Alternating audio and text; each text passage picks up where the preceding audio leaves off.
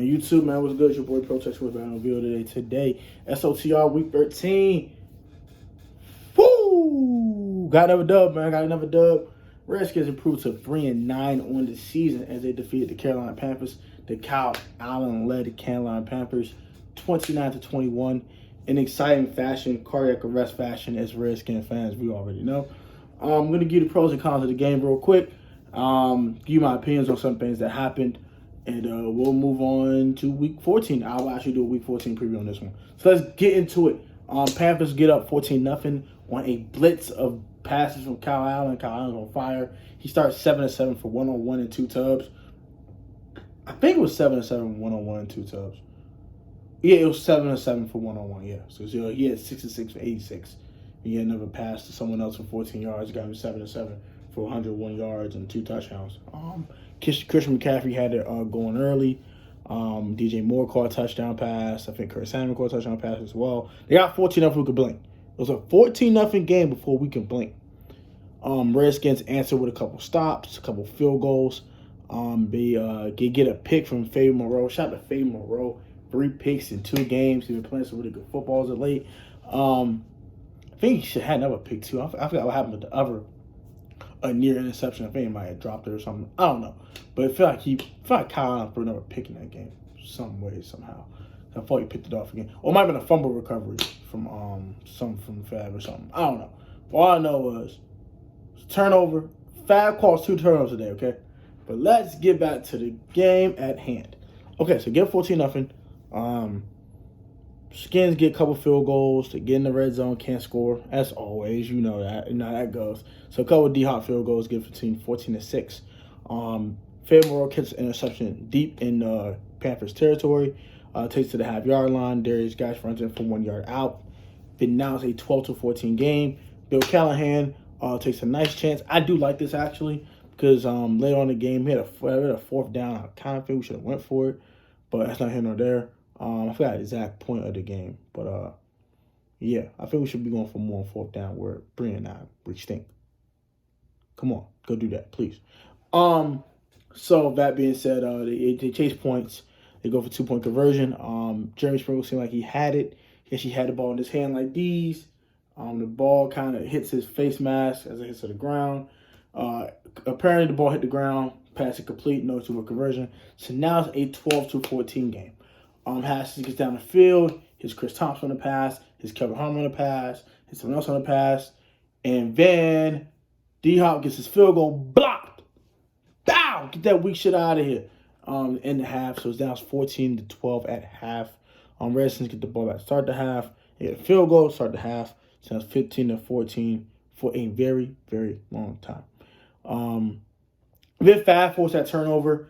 Gets all the way down to the Redskins 46, I believe, or maybe Carolina's 46-yard line. They march down the field a little more, and Adrian Peterson from like 10 yards out gets in the end zone, 10, 15 yards out gets in the end zone, gets up 22-14. Or was that? No, I think it was a Guice run at first. Guice got a 37-yard run with a mean stiff on. Bow! Get that weak cap out of here on Shaq Thompson. Don't play with me. Right now they throw all game, bro. Man got a 35-yard run, a 37-yard run with a mean stiff on. Got to the 1. Guys gets in touchdown. Up to 22-14. Later on, Adrian Pearson gets the end zone as well. To make this a 29-14 game. Kyle Allen and company gets up the field, gets in the end zone, 29-21. They decide to go onside kick because they know they cannot stop the run anymore. The run game has been shredding them all day. Sean Deion Hamilton makes a big F up. Does not block the guy close to the damn ball. And then boom, ta-da, onside kick recovery Panthers. Get down the field. And then the final play of the game, Kyle Allen running for his life. Nate Orchard, get your ass on the ground. After the 2nd and goal, Nate Orchard stops Christian McCaffrey.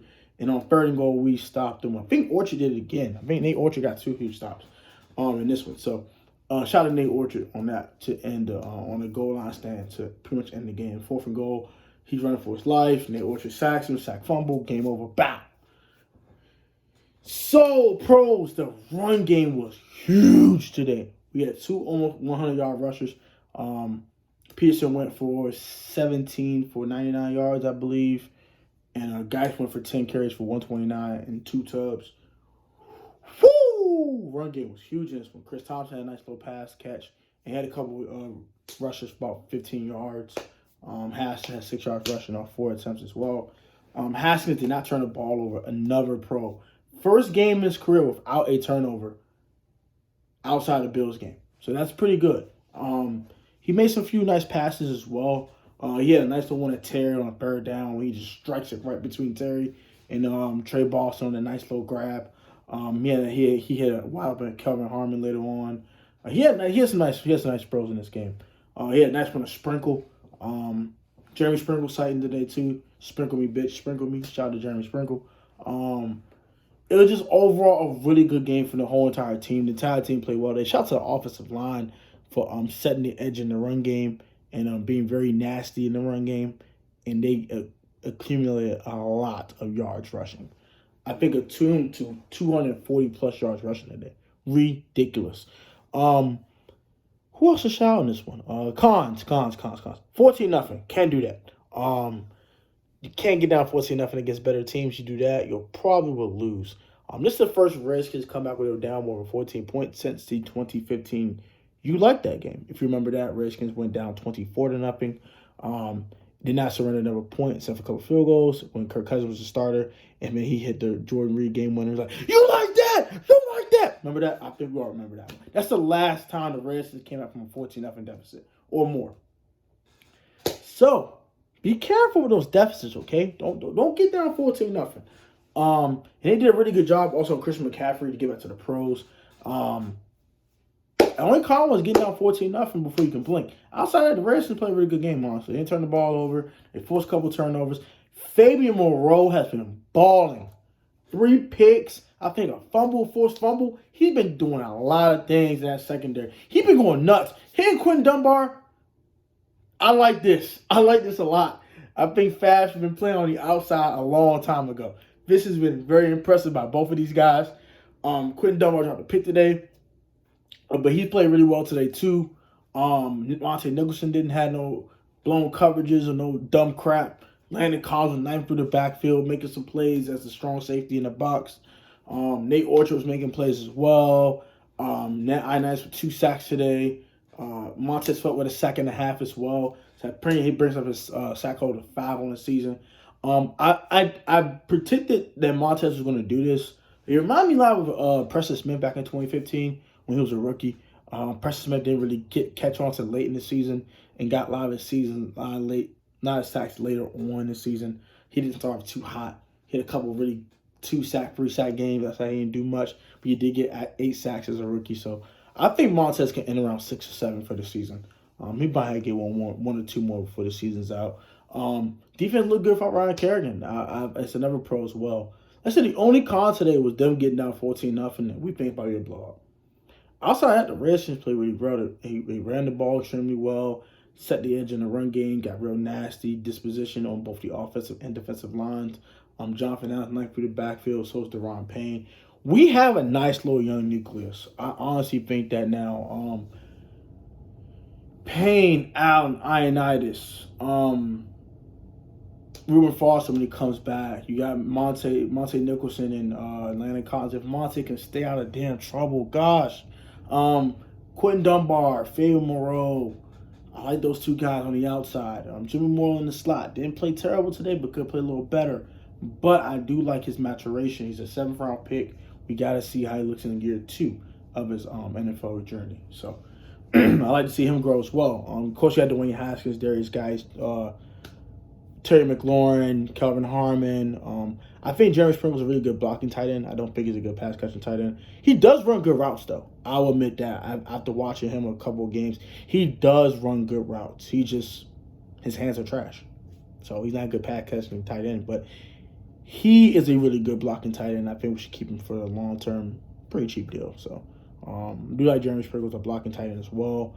Like I said, you got McLaurin and Harmon on the outside.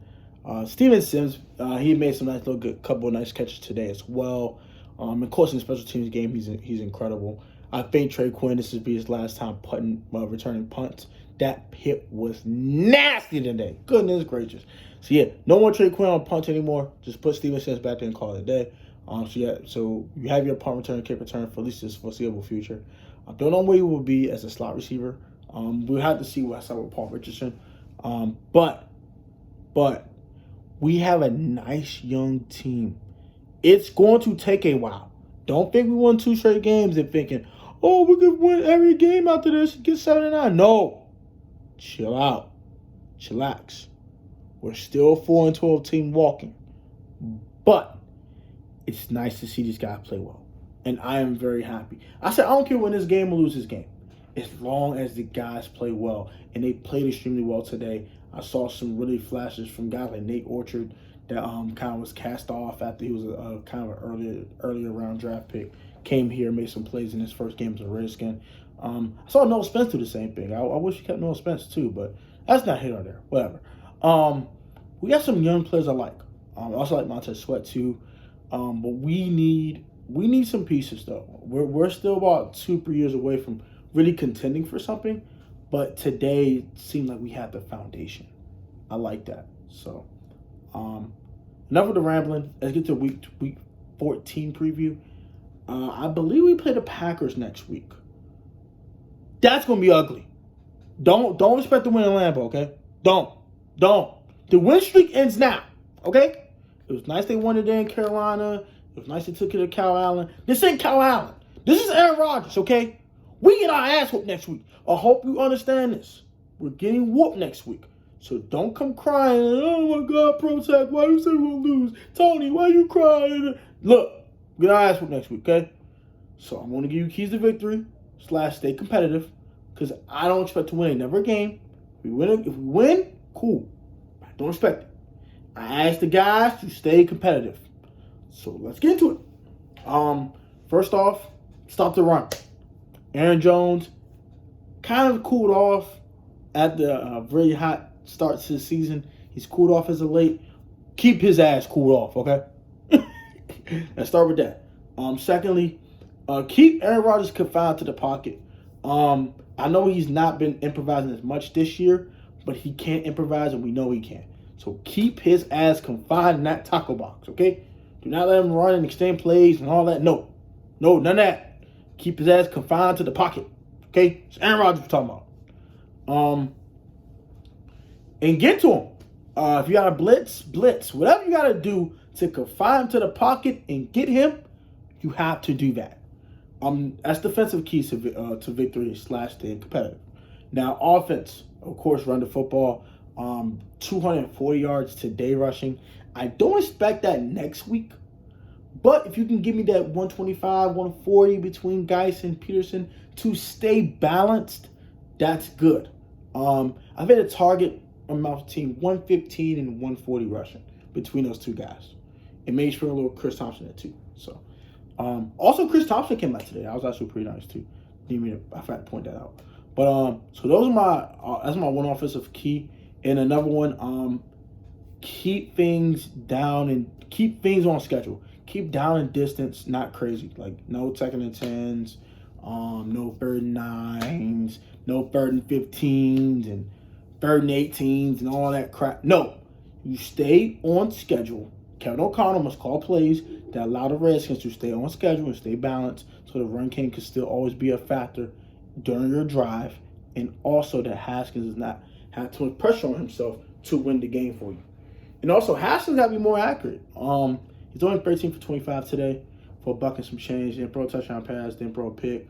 But I want the completion percentage to go up a little bit. I want to say, let's say, 19 of 25. If he had 25 pass attempts next week, I want that number around 17, 18 and 25, maybe 19. That would be nice to see completion percentage go up. I did see Terry drop a ball today. He had a couple errant passes. I'll say he's gotten better with the accuracy though.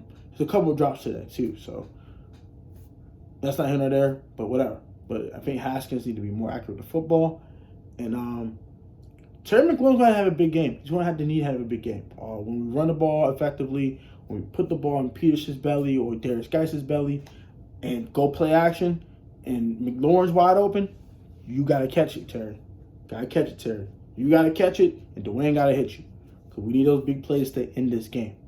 So yeah, big plays from Terry, accuracy from Dwayne, balance running the football, confine Aaron Rodgers in the pocket, and stop the Packers from running the football. Final score prediction for Week 14: the Redskins lose this game. I'm gonna say a score 30-20. I think the Redskins got to stay competitive in this game. I don't think it's gonna be a blowout, but I do think they'll win by 10. The Packers are that good of a football team. Don't think because they lost to the 49ers in a blowout fashion and we only lost them 9-0 does not mean this Packers team can't whoop us in Lambeau Field and literally obliterate us. Okay, but I do think the Redskins will take this momentum from these 2 wins, play some really solid football, but they just don't have the talent the Packers have. Does that make sense? So, yeah. 30-20 will be my final score for Week 14, as the Redskins will probably fall to 3-10 on the season and get to a double-digit loss. Their first win after double-digit losses. So, thank you guys for watching. I ask you to please rate, view, comment, subscribe if you're new. Also, turn on post notifications to always catch a Pro Tech Sports video. I appreciate you guys for watching. Share the video with your friends and family as well, so you can always catch a Pro Tech Sports video, and also subscribe as well. And I have done a weekly upload schedule lately. Probably won't do it for a little while because I don't want to commit to videos that I can't do. So, I hope you guys enjoyed this video, and you guys take it easy. HTTR. Pro Tech fans, stay strong like always. You're not the most athletic, but you be the most professional and technical you always can be. Also, put God first, stay out the way, and keep the devil away. And you guys have a wonderful Sunday evening. Enjoy Sunday Night Football. And I'm out, bro. Peace. Skins got a dub. Got the Sean Taylor game. As my Louis T said, we got the Sean Taylor game.